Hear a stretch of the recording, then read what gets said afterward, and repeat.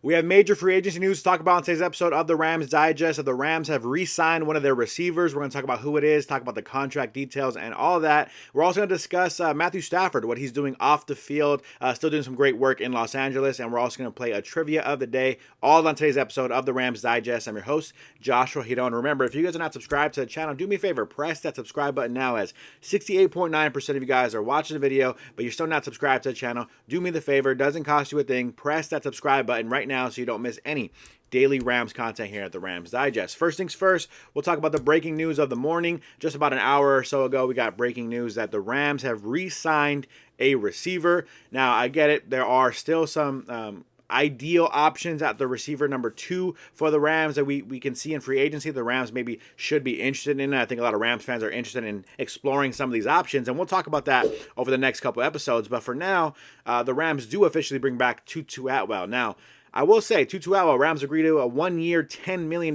contract. Might be a little bit, I don't want to say it's pricey. One thing, I actually do not like talking about players' contracts. I think Tutu Atwell has done great things for the Rams. I love Tutu Atwell. I have an autographed Tutu Atwell football. So let me just get that off the bat, say all that off the bat. But Tutu Atwell specifically, I'm happy for him making $10 million a year. I just get a little bit concerned with the Rams in terms of cap space. I'm thinking about the cap space. I'm thinking about how much money they have to spend. And it's not that it's going to be an excuse for the Rams, but it does cause a little bit of an issue, right? You pay a guy 1 year, $10 million. That kind of shrinks the amount of money you want to spend on your receiving room outside of a Tutu Atwell, outside of Puka Nacua and all that stuff. So do the Rams really want to bring in a Davante Adams? You're already paying Tutu $10 million, and you may not want to pay Davante Adams $20. And so that's kind of where that kind of factors in my opinion. But overall, I think it's fine. I'm happy for Tutu Atwell to re-sign with the Rams. 1 year, $10 million contract, fully guaranteed. So I think the Rams obviously are rewarding him for a pretty solid season, right? Tutu Atwell, this is his best season that he's had with the Rams, originally as a rookie, being a returner, right? But this is his career highs in terms of games played. I'm pretty sure targets and receptions as well as receiving yards. So 17 games on the year for Tutu Atwell. Played every game, was there for you, available for you. 62 targets, 42 receptions on the year. No receiving touchdowns, but that's all right. He is a bit of a smaller slot receiver, right? Not really going to get those big time red zone targets all the time. 569 receiving yards on the year. So overall, pretty impressive numbers for Tutu Atwell. That's a pretty solid, in my opinion, receiver 4, right? Receiver 3 for you in terms of the production that he's putting on the table. If Puka Nacua is going to go for 1,400, 1,500 yards. If your receiver 3 is getting about 600 yards a season, that's not too bad, especially if your tight end's also throwing in, 600 yards and all that. So, generally speaking, it's not too bad optically to re-sign a guy like Tutu to be your receiver 3, maybe even receiver 4. I just feel like receiver 4 getting paid $10 million, maybe a little bit on the pricier side of things, but it is what it is. The Rams bring in, again, a guy I love, a guy I like having on the roster, a speedy receiver that can still do multiple things for you, allows the complexity of your offense to still be what it is, right? If you could throw Tutu Atwell in the backfield, all of a sudden, teams are going to pay attention to where and when Tutu Atwell is on the field. And so overall, I think it's a fine signing for the Rams. I love having Tutu back on the roster, but I don't think their receiving work is done by any means. I know some people have expressed the idea of Jordan Whittington, right, being that breakout receiver 2, receiver 3 option for the Rams. If you're going to have, Tutu and Jordan Whittington with Puka Nacua, I don't know if that could be your official starting core at the receiver position, assuming we trade Cooper Kupp, right? I don't think that could be your core. I don't think that should be your core going into the season. I think you should get some guys into battle, whether that's a draft pick, a veteran free agent, whatever you want to call it. The Rams, I think, still need to add to this receiving room, but I'm excited to see, again, them re-sign and bring back Tutu Atwell. Happy for him to be under contract still with the Rams for one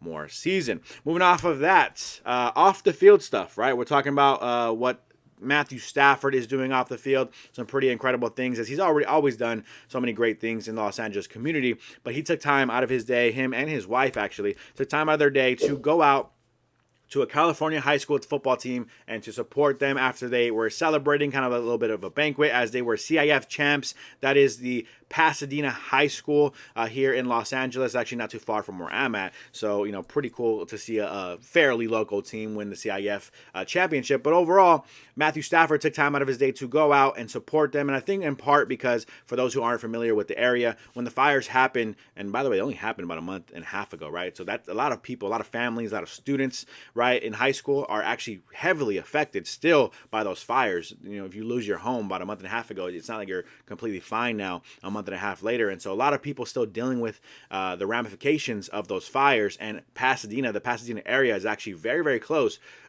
Some people even call it just Dena in general, because it's very close to Altadena, where one of the other fires, the major fires in Los Angeles, was actually really heavily affected. And so overall, the Los Angeles area is still, dealing with the ramifications of those fires. And so Matthew Stafford, for him to take time out of his day to go out to the Pasadena High School football team who won a championship, he actually showed his support. And we can pull this picture up here, which is pretty awesome. You see him, not before the trivia of the day.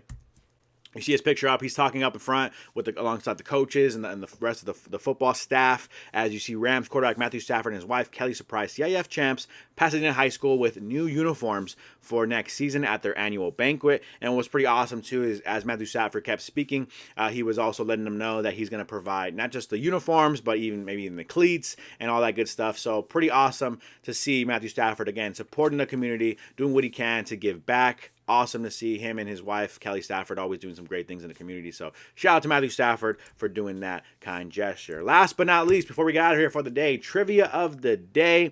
This is trivia of the day number 20. So if you guys have missed all the trivia of the days up to this point, don't worry about it. We'll keep playing along, and I'll show you how to play on this episode as we can bring up yesterday's trivia of the day. Yesterday's trivia of the day was involved with Mike Shanahan, Kyle Shanahan's father, former NFL coach in his own right. Mike Shanahan's first NFL head coaching job was with what team? That was the question of the day. If you missed it yesterday, don't worry about it. Here were the multiple choice options. Was his first team the Broncos, the Chargers, the Falcons, or the Raiders for Mike Shanahan? And I don't know if you guys feel this way, but when I think of Mike Shanahan, I immediately think of the Washington Redskins, or formerly the Washington Redskins, now the Washington Commanders. I think about the Washington football team, and then I also think about the Denver Broncos. Those are two teams that I remember on the top of my mind when it comes to Mike Shanahan.